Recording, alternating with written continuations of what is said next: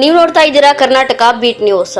ನಾವು ಹೆತ್ತ ತಾಯಿಯನ್ನು, ನಮ್ಮ ಮಕ್ಕಳನ್ನು ಹಾಗೂ ಮನುಷ್ಯನನ್ನು ಎಷ್ಟು ಪ್ರೀತಿ ಮಾಡುತ್ತೇವೋ ಅಷ್ಟೇ ಪ್ರೀತಿಯನ್ನ ಮರಗಿಡಗಳಿಗೆ ದಾರಿ ಎರೆಯಬೇಕು ಎಂದು ಪದ್ಮಶ್ರೀ ಪ್ರಶಸ್ತಿ ಪುರಸ್ಕೃತೆ ಮಂಜಮ್ಮ ಜೋಗತಿ ಕರೆಯನ್ನ ನೀಡಿದರು. ಮಹದೇವಪುರ ಕ್ಷೇತ್ರದ ಯಮಲೂರಿನಲ್ಲಿ ಮಿಡಿತಾ ಫೌಂಡೇಶನ್ ಹಾಗೂ ವೃಕ್ಷ ಬಚಾವೋ ಆಂದೋಲನ ಸಮಿತಿ ಹಮ್ಮಿಕೊಂಡಿದ್ದ ಪರಿಸರ ಮಂಜು ಅವರ ವೃಕ್ಷಪುರದ ಮಂಜಣ್ಣ ನಾಟಕ ಕೃತಿ ಲೋಕಾರ್ಪಣೆ ಸಾಧಕರಿಗೆ ಪರಿಸರ ಮಿತ್ರ ಪ್ರಶಸ್ತಿ ನೀಡಿ ಮಾತನಾಡಿದರು. ಪ್ರತಿಯೊಂದಕ್ಕೂ ನಾವು ಪ್ರತಿ ಸಲ ನೆರಳು, ಮಳೆ, ಶುದ್ಧ ಗಾಳಿಗೆ ಮರಗಳನ್ನ ಆಶ್ರಯಿಸಿ ಬದುಕುತ್ತೇವೆ. ಆದರೆ ಮನುಷ್ಯ ಪರಿಜ್ಞಾನವಿದ್ದರೂ ಮರಗಳ ಆತ್ಮಕ್ಕೆ, ಶರೀರಕ್ಕೆ ಕೊಡಲಿಯನ್ನ ಹಾಕಿ ಮರ ನಾಶ ಮಾಡುತ್ತಾ ನಿಷ್ಠೂರವಾಗಿದ್ದಾನೆ. ಮರ ಆರೋಗ್ಯದ ಜೊತೆಗೆ ಚೈತನ್ಯವನ್ನ ಕೊಡುತ್ತದೆ ಎಂದರು. ನಾಟಕದ ಕೃತಿ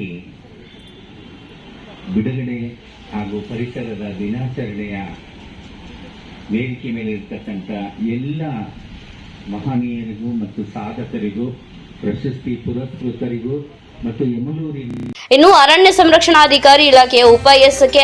ಆಶಾ ಮಾತನಾಡಿ, ಪರಿಸರ ಸಂರಕ್ಷಣೆಯಲ್ಲಿ ಸಾರ್ವಜನಿಕರ ಪಾತ್ರವು ಬಹಳ ಮುಖ್ಯ. ಪರಿಸರ ಹೊಂದಿಲ್ಲದಿದ್ದರೆ ನಾವು ಉಸಿರಾಡಲು ಸಾಧ್ಯವಾಗುವುದಿಲ್ಲ. ಪರಿಸರ ಸಂರಕ್ಷಣೆ ಮಾಡದಿದ್ದರೆ ಮುಂದಿನ ದಿನಮಾನಗಳಲ್ಲಿ ಪರಿಣಾಮ ಎದುರಿಸಬೇಕಾಗಬಹುದು ಎಂದು ನುಡಿದರು. ಇನ್ನು ಮಿಡಿತಾ ಫೌಂಡೇಶನ್ ಅಧ್ಯಕ್ಷ ಹಾಗೂ ಸಾಹಿತಿ ಪರಿಸರ ಮಂಜು ಮಾತನಾಡಿ, ಹೆಣ್ಣಿಗಾದ ದೌರ್ಜನ್ಯಕ್ಕೆ ಸಿಗುವ ಕಠಿಣ ಶಿಕ್ಷೆಯಂತೆ ಮರ ಕಡಿಯುವವರಿಗೂ ವಿಧಿಸುವ ಬಗ್ಗೆ ಇಲಾಖೆಗೆ ಚಿಂತನೆ ನಡೆಸಬೇಕು. ಆಗ ಮರಗಳ ರಕ್ಷಣೆ ಸಾಧ್ಯ ಎಂದು ಹೇಳಿದರು. ಇವತ್ತು ವೃಕ್ಷಪುರದ ಮಂಜಣ್ಣ ನಾಟಕ ಕೃತಿ ಬಿಡುಗಡೆಗೆ ಜೋಗತಿ ಮಂಜಮ್ಮ ಅವರು ಬಂದು ಬಿಡುಗಡೆ ಮಾಡಿಕೊಟ್ಟಿದ್ದಾರೆ. ಇವತ್ತು ಮರಗಳಂದರೆ ಇವತ್ತು ತುಂಬ ಜನರಿಗೆ ಏನೋ ಒಂಥರ ಕೇವಲ ಆಗ್ಬಿಟ್ಟಿದೆ. ಆಗಲೇ ನಾನು ಹೇಳಿದಾಗೆ ಮರಗಳಿಗೆ, ಹೆಣ್ಣು ಮಕ್ಕಳಿಗೆ ಯಾವ ರೀತಿ ಒಂದು ದೌರ್ಜನ್ಯ ಆದಾಗ, ಹಲ್ಲೆ ಆದಾಗ ಅವ್ರ ಮೇಲೆ ಕಠಿಣ ಕಾನೂನು ಕ್ರಮ ಹೆಂಗೆ ಜರುಗಿಸ್ತಾರೋ ಅದೇ ರೀತಿಯಲ್ಲೇ ಮರ ಕಡಿದವ್ರಿಗೂ ಕೂಡ ಶಿಕ್ಷೆ ಆಗಬೇಕು. ಮರಗಳನ್ನು ಕಡಿದವ್ರಿಗೆ ಕಠಿಣ ಶಿಕ್ಷೆ ಆಗಬೇಕು. ಮರಗಳನ್ನು ರಕ್ಷಣೆ ಮಾಡದೆ ಹೋದರೆ ಮುಂದಿನ ದಿನಗಳಲ್ಲಿ ದೊಡ್ಡ ಒಂದು ಸ್ಮಶಾನನೇ ಆಗೋಗುತ್ತೆ ಬೆಂಗಳೂರು. ಆಗ ಹಸಿರು ಹೊದಿಕೆಗೆ ಮರಗಳು ತುಂಬ ಮುಖ್ಯ. ಮತ್ತು ಪ್ರಕೃತಿನೂ ಚೆನ್ನಾಗಿರುತ್ತೆ, ವಾತಾವರಣ ನೋಡೋಕೆ ಚೆನ್ನಾಗಿರುತ್ತೆ, ಮತ್ತು ಅಂದ ಚಂದ ಸೌಂದರ್ಯ ಎಲ್ಲ ಚೆನ್ನಾಗಿರುತ್ತೆ.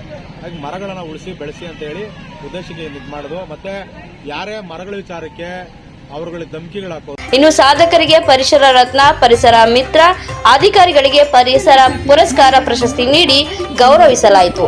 ಅರಣ್ಯಾಧಿಕಾರಿ ರಮೇಶ್ ಗುಟ್ಟ, ಮಾರಪ್ಪವೆ, ಅಜಿತ್ ಕುಮಾರ್ ಬೊಮ್ಮನಹಳ್ಳಿ, ರಾಜೇಶ್ ಕಾಡುಗುಡಿ, ಅಶೋಕ್ ವೈ ಶ್ರೀನಿವಾಸ್, ಸಂಸ್ಥೆಯ ಆದರ್ಶ ಸಿಂಹಾದ್ರಿ, ಶಿವಪ್ಪ, ಸೌಮ್ಯಕೃಷ್ಣ ನಾಯಕ್, ಲಕ್ಷ್ಮೀನಾರಾಯಣ್, ಸಂತೋಷ್ ಮತ್ತಿತರರು ಉಪಸ್ಥಿತರಿದ್ದರು. ಕ್ಷಣ ಕ್ಷಣದ ಸುದ್ದಿಗಾಗಿ ನೋಡ್ತಾ ಇರಿ ಕರ್ನಾಟಕ ಬೀಟ್ ನ್ಯೂಸ್.